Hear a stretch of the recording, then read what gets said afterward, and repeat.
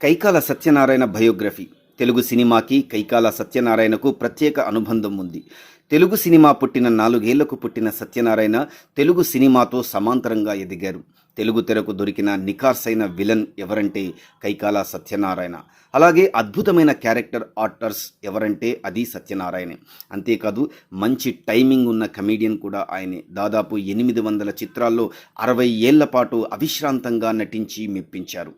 ఎందరో హీరోలకు ఆయన ఒక్కడే విలన్. ఎలాంటి పాత్రనైనా అవలీలగా పోషించగల అతి కొద్ది మంది నటుల్లో ఒకరైన సత్యనారాయణ గురించి మరిన్ని విషయాలు తెలుసుకుందాం. సత్యనారాయణ కృష్ణా జిల్లా గుడ్లవల్లేరు మండలం కౌతరం గ్రామంలో కైకాల లక్ష్మీనారాయణకు 1935 జూలై 25న జన్మించారు. ప్రాథమికోన్నత విద్యను గుడివాడ, విజయవాడలో పూర్తి చేసి గుడివాడ కళాశాల నుండి పట్టభద్రుడయ్యాడు. నటన మీద మక్కువతో సినిమాలలో వేషం కోసం మద్రాసు వెళ్లారు. అతన్ని మొదట గుర్తించింది డిఎల్ నారాయణ. 1959లో నారాయణ సిపాయి కూతురు అనే సినిమాలో సత్యనారాయణకు ఒక పాత్ర ఇచ్చారు. ఆ సినిమాకు బాక్సాఫీస్ దగ్గర బోల్తా పడిన సత్యనారాయణ ప్రతిభను మాత్రం గుర్తించారు. అలా గుర్తించడానికి ఆసక్తి గల కారణం అతను రూపురేఖలు ఎన్టీఆర్ను పోలి ఉండటమే. ఎన్టీఆర్కు ఒక మంచి నకలు దొరికినట్లు అయింది. అప్పుడే ఎన్టీఆర్ కూడా ఇతన్ని గమనించారు. 1960లో ఎన్టీఆర్ తన సహస్ర శిరచ్ఛేద అపూర్వ చింతామణిలో సత్యనారాయణకు ఒక పాత్రనిచ్చారు. ఈ సినిమాలో సత్యనారాయణ యువరాజు పాత్ర వేశాడు. వాస్తవానికి హీరోగా ఎదగాలనుకున్నారు, కానీ అనూహ్యంగా విలన్ అయ్యారు. నిర్మాత డిఎల్ నారాయణ 3 ఏళ్లు అగ్రిమెంట్ చేసుకోవడంతో హీరో అవకాశాలు దక్కించుకోలేదు. మొదటి సినిమాకి ఆయన అందుకున్న పారితోషికం 300. హీరో, విలన్, క్యారెక్టర్ ఆర్టిస్ట్ ఇలా ఏ పాత్రలో నటించినా అందులో ఒదిగిపోతారు. ఎస్వి రంగారావు తర్వాత ఆ స్థాయి పాత్రలు పోషించగల సత్తా ఉన్న ఒకే ఒక నటుడు సత్యనారాయణ అంటే అతిశయోక్తి కాదు. హీరోగా సినిమా రంగానికి పరిచయం అయినా విలన్గా మారడానికి కూడా ఆయన ఏమాత్రం ఆలోచించలేదు. జానపద బ్రహ్మ విఠలాచార్య దర్శకత్వం వహించిన ఎన్నెన్నో జానపద చిత్రాల్లో సత్యనారాయణ విలన్ పాత్రలు పోషించారు. ఆ తర్వాత సాంఘిక చిత్రాల్లోనూ విలన్ పాత్రల్లో మెప్పించారు. సత్యనారాయణ నవ్వు పాపులర్, విలనీ ట్రెడీ మార్క్ అయింది. కెరీర్ తొలి దశలోనే ఆయనకి పౌరాణిక పాత్రలు చేసే అవకాశం లభించింది. లవకుశలో భరతుడిగా, శ్రీకృష్ణార్జున యుద్ధంలో కర్ణుడిగా, నర్తనశాలలో దుశ్శాసనుడిగా నటించారు. శ్రీకృష్ణ పాండవీయంలో ఘటోత్కచుడి పాత్రలను నటించి మెప్పించారు. ఆ తర్వాత సాంఘిక చిత్రాల్లో విలనిజానికి ఓ ప్రత్యేకత తెచ్చిన నటుడిగా ఎదిగారు. మహిళలు కూడా తిట్టుకునేలా ఆయన పోషించిన పాత్రలు ఉండేవి. పౌరాణిక, సాంఘిక, చారిత్రక, జానపదం, కామెడీ, విలన్, కరుడు కట్టిన విలన్, మంచి తాతయ్య ఇలా ఒక్కటేమిటి అనేక రకాల పాత్రలను పోషించారు. ఆయన శరీర నిర్మాణం ఎన్టీఆర్లా ఉండడంతో ఎన్టీఆర్ ద్విపాత్రాభినయం చేయాల్సి వచ్చినప్పుడు కైకాలనే సంప్రదించేవారు. ఎన్టీఆర్ నటించిన అనేక చిత్రాల్లో కైకాల కూడా తప్పనిసరిగా ఉండేవారు. ఎన్నో సినిమాల్లో ఆయన విలన్ పాత్రలు మర్చిపోలేనివి. ఉమ్మడి కుటుంబం, దేవుడు చేసిన మనుషులు, శారద చిత్రాలతో ఆయన ఇమేజ్ మారింది. సాత్వికమైన పాత్రలకు కూడా సత్యనారాయణ బెస్ట్ ఆప్షన్ అయ్యారు. తాతామనవడు, సంసారం సాగరం, దేవుడే దిగివస్తే, సిరిసిరి మువ్వ మొదలైన చిత్రాల్లో కీలక పాత్రలు పోషించి విలన్ ఇమేజ్ నుంచి బయటపడి కుటుంబ ప్రేక్షకులకు అభిమాన నటుడయ్యారు.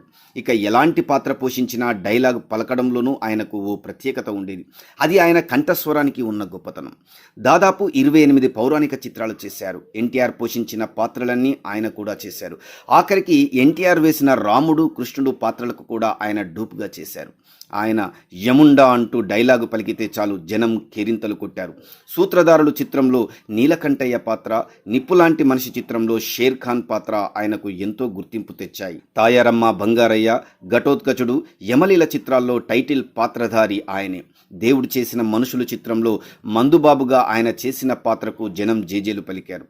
సుభాష్ గాయ్ డైరెక్ట్ చేసిన హిందీ సినిమా కర్మలో విలన్గా నటించారు. ఈ సినిమాలో శ్రీదేవి తండ్రి పాత్ర ధరించారు. 1-2 తెలుగు డైలాగ్స్ కూడా ఆ సినిమాలో చెప్పారు. తమిళంలో రజనీకాంత్, కమల్ హాసన్తో కొన్ని చిత్రాలతో పాటుగా కన్నడ, హిందీ సినిమాల్లో కూడా కైకాల సత్యనారాయణ నటించారు.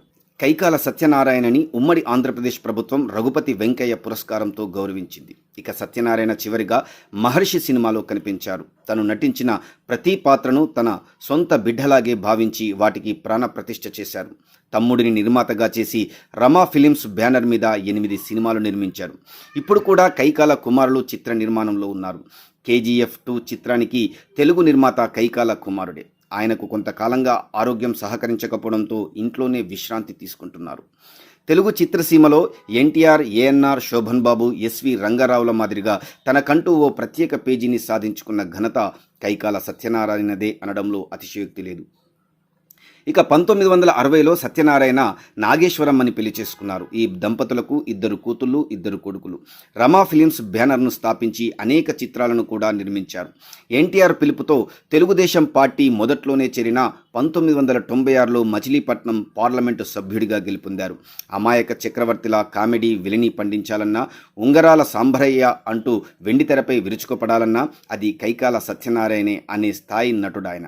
పౌరాణికం, జానపదం, చారిత్రాత్మకం, సాంఘికం ఇలా చిత్రమేదైనా సరే ఏకకాలంలో ప్రేక్షకులను మెప్పించిన అరుదైన కళాకారుడు. 60 ఏళ్లకు పైగా సినీ ప్రస్థానంలో దాదాపు 800 సినిమాలు తెలుగు చలనచిత్ర సీమ గర్వించదగిన అగ్ర నటీ నటులతో పోటాపోటీగా నటించి చూపించిన అద్భుతమైన ప్రస్థానం. ఎన్టీఆర్, సత్యనారాయణ కలిసి నటించిన సినిమాలు అక్షరాల 100. ఓ క్యారెక్టర్ ఆర్టిస్టు, ఓ నటుడు కలిసి నటించిన అత్యధిక చిత్రాల రికార్డు దక్షిణాదిన వీరిదే. ఎలాంటి పాత్రలో అయినా ఒదిగిపోయే ఆయన తెలుగు సినిమాకి దొరికిన ఆణిముత్యంగా చెబుతారు.